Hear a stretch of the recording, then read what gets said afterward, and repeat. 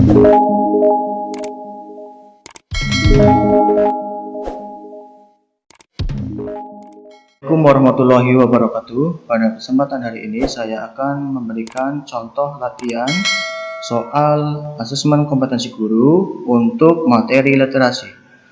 Materi literasi akan dibagi menjadi beberapa video untuk pada siang hari ini, yaitu bagian pertama yaitu terkait dengan materi fungsi bahasa, fase pemerolehan bahasa, dan ejaan. Boleh kita langsung ke contoh soalnya. Nomor 1. Status sosial dan latar belakang budaya yang berbeda dari setiap anggota masyarakat memunculkan adanya idiolek, dialek, dan ragam bahasa. Hal ini menunjukkan bahwa bahasa itu bersifat A. konvensional, B. dinamis, C. produktif, D. bervariasi. Jawaban yang benar adalah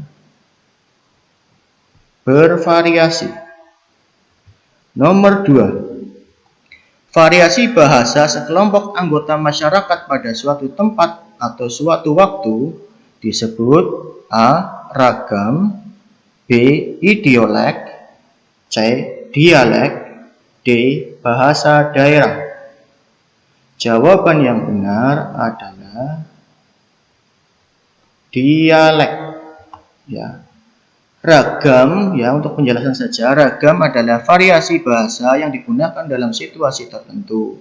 Sedangkan idiolek adalah ragam bahasa yang bersifat perorangan. Sedangkan dialek adalah variasi bahasa sekelompok anggota masyarakat pada suatu tempat. Ya, itu hanya untuk tambahan informasi. Lanjut nomor 3. Seorang penyair memilih kata-kata tertentu sesuai dengan maksud dan perasaan yang ingin disampaikannya ketika menulis puisi. Fungsi bahasa yang digunakan oleh penyair tersebut yaitu A. fungsi adaptasi, B. fungsi ekspresi, C. fungsi kontrol sosial, D. fungsi integrasi. Jawaban yang benar adalah fungsi ekspresi. Soal nomor 4. Sebagai alat komunikasi bahasa dapat berfungsi untuk mempengaruhi sikap dan pendapat orang lain. Fungsi bahasa tersebut yaitu A. fungsi kontrol sosial, B. fungsi adaptasi, C. fungsi informasi, D. fungsi ekspresi. Jawaban yang benar adalah fungsi kontrol sosial. Untuk info tambahan saja, fungsi bahasa itu ada beberapa macam. Ada 4 di sini yang saya tulis. Fungsi informasi yaitu bahasa berfungsi untuk menyampaikan informasi timbal balik. Fungsi ekspresi berarti bahasa berfungsi untuk menyalurkan sikap, gagasan, dan emosi. Fungsi adaptasi berarti bahasa menyesuaikan dan membaurkan diri dengan anggota masyarakat. Fungsi kontrol sosial berarti bahasa mempengaruhi sikap dan pendapat orang lain. Semoga dapat dimengerti. Lanjut soal nomor 5. Desi, seorang peserta didik kelas 3 MI, sudah dapat berbicara dengan lancar dengan jumlah kata bisa sampai 12 kalimat. Desi juga sudah dapat memahami penjelasan guru di kelas, sehingga mampu mengikuti pelajaran dengan baik. Hal ini menunjukkan bahwa Desi berada pada fase A. pragmatik, B. fonologis, C. sintaksis, D. semantik. Jawaban yang benar adalah semantik. Nomor 6. Fase pemerolehan bahasa di mana anak-anak bermain dengan bunyi-bunyi bahasa, mulai mengoceh sampai mengucapkan kata-kata sederhana. Fase ini dinamakan A. morfologis, B. fonologis, C. sintaksis, D. pragmatik. Jawaban yang benar adalah fonologis.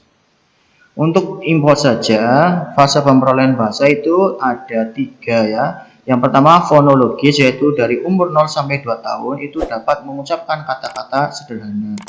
Sintaksis dari umur 2 sampai 7 tahun, anak sudah menunjukkan kesadaran gramatis berbicara dengan kalimat.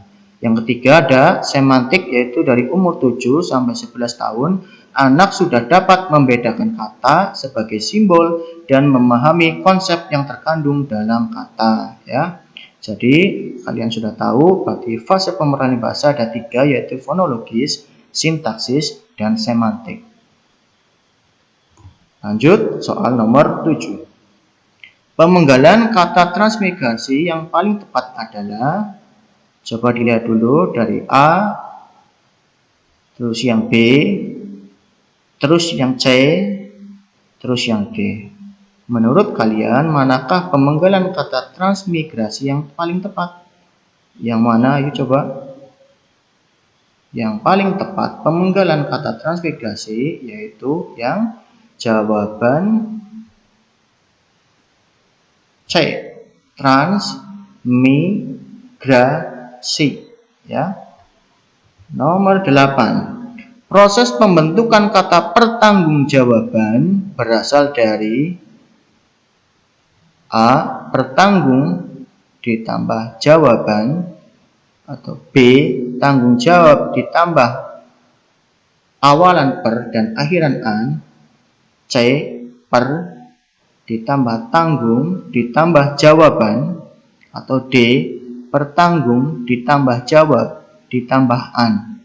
Kira-kira yang benar yang mana? Jawaban yang benar adalah yang B ya. Kata dasarnya tanggung jawab terus mendapatkan konfiks, yaitu gabungan ya, yaitu ada awalan dan ada akhiran. Awalannya per dan akhirannya an ya, jadi pertanggungjawaban. Nomor 9. Kata-kata berikut ini yang bukan kata sifat adalah A. Cemerlang, B. Pahit, C. Sakit, D. Telantar. Jawaban yang benar adalah telantar. Nomor 10. Mantan pejabat itu duduk di meja hijau untuk mempertanggungjawabkan perbuatannya. Meja hijau pada kalimat ini bermakna A. Leksikal, B. Denotatif, C. Konotatif, D. Gramatikal. Jawaban yang benar adalah konotatif.